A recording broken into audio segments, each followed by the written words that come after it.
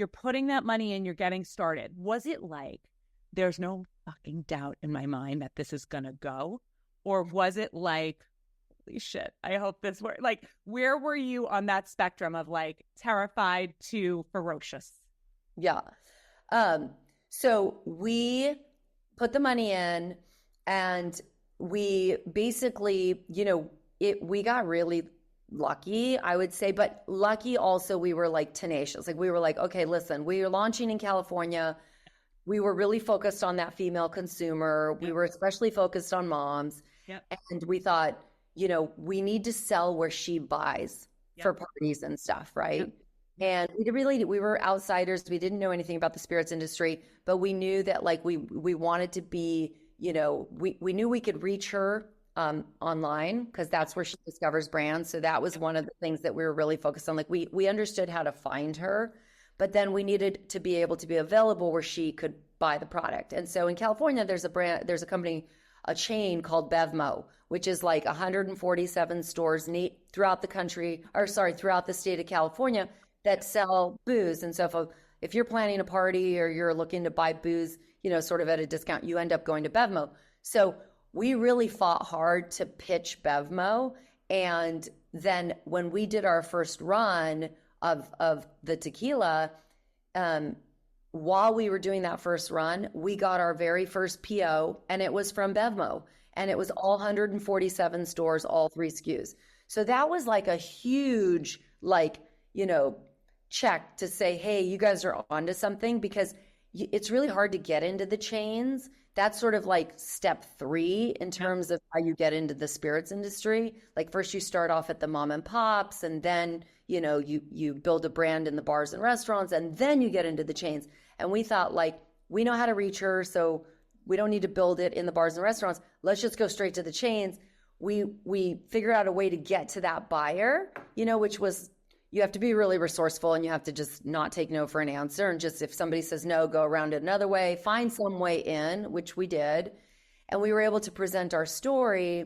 And, based on the fact that we were hitting so many of the trends going on in spirits, and they tasted our product, and our product was sensational. And by the way, is sensational. Like at the end of the day, you could have all the branding and all the tenacity in the world.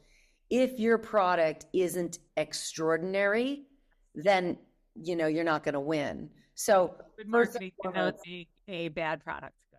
Yeah, because somebody will taste it once, but they're not going to buy it again. It's very hard to change someone's behavior. So the product has to be extraordinary. And that is the thing about 21 Seeds. There are a lot of flavored spirits on the market. Again, they tend to be overly sweet and kind of have weird aftertastes and all of that. And we are truly infused tequila. And that was really an accomplishment and very hard to do.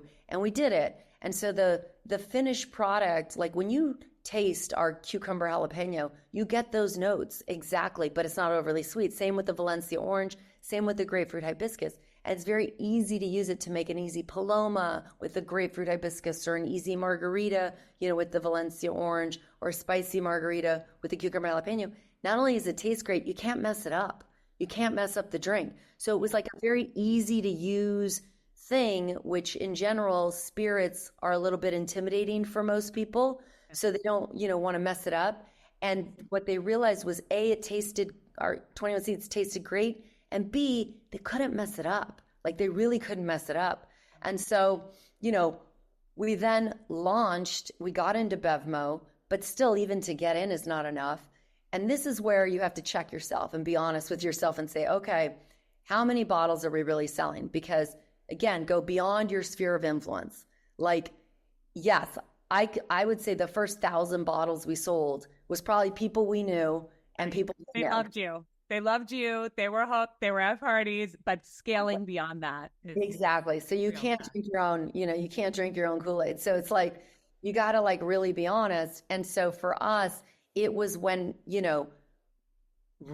not only random people, like the impouring of like just other women being like, oh, we've been waiting for something like this. It drinks as easy as a glass of wine. It's replaced my nightly wine. Now I'm drinking it instead of wine. Exactly all the same things that, I had turned to tequila for.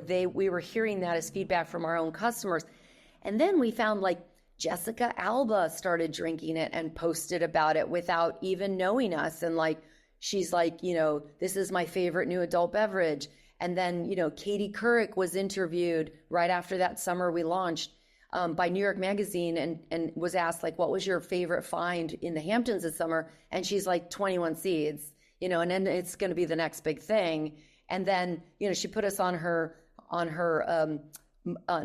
Christmas gift guide. She put us in her Mother's Day gift guide. She wrote an article about us.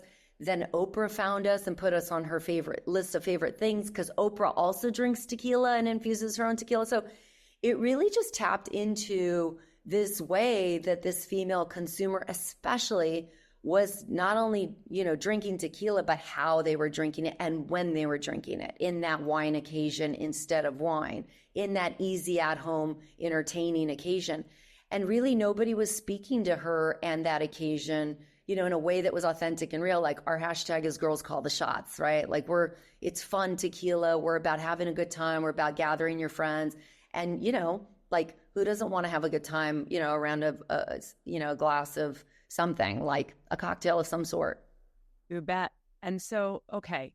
So now you've reached a point. So you put it out there, you've grown way beyond Bevmo, and you're scaling, and you've got all of these celebrities that are interested in all of this stuff. How much of that was the capturing of the moment and the fact that you hit on that women drink tequila differently and that wellness was really important and the fewer ingredients? Like, these were two trends and you were extremely prepared and smart and got there.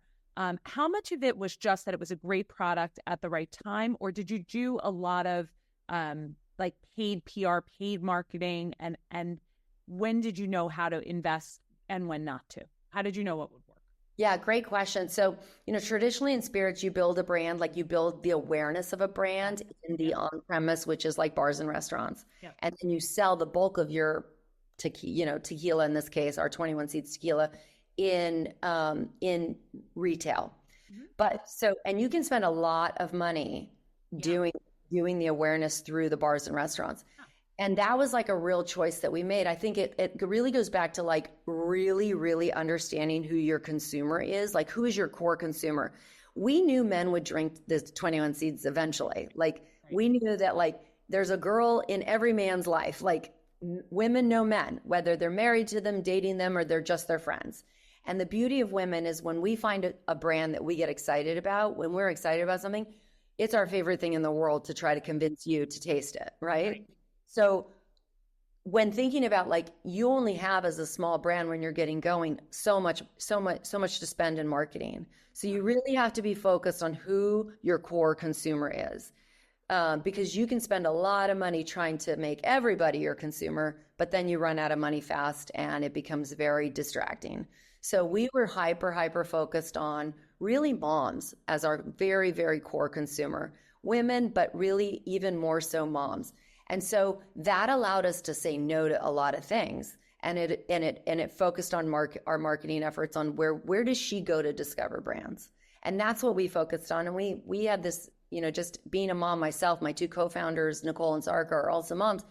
Like, we don't discover brands in bars and restaurants. We discover brands online. Like, when we're in between things and we have 5 minutes to read something, we'll go to like, Refinery 29 or Pop Sugar or Well and Good or Pure Wow, or, go on Pinterest and like create a Pinterest board for a party we're planning or event we're planning. So if something pops up in my Pinterest, like a cocktail that makes sense for my, Mother's Day brunch, then I'm going to pin it. So those were the places where we spent our energy and our dollars, and where we made partnerships and collabs and things like that. And that's really how we were able to sort of, bootstrap and grassroots the marketing of the brand, because we didn't have a lot of money for marketing. So we needed to be creative about like how we reach that girl, and reach her where she's already at, right? Like, both from where she buys the stuff and also like, where the brands that she already knows and loves. A perfect example was like,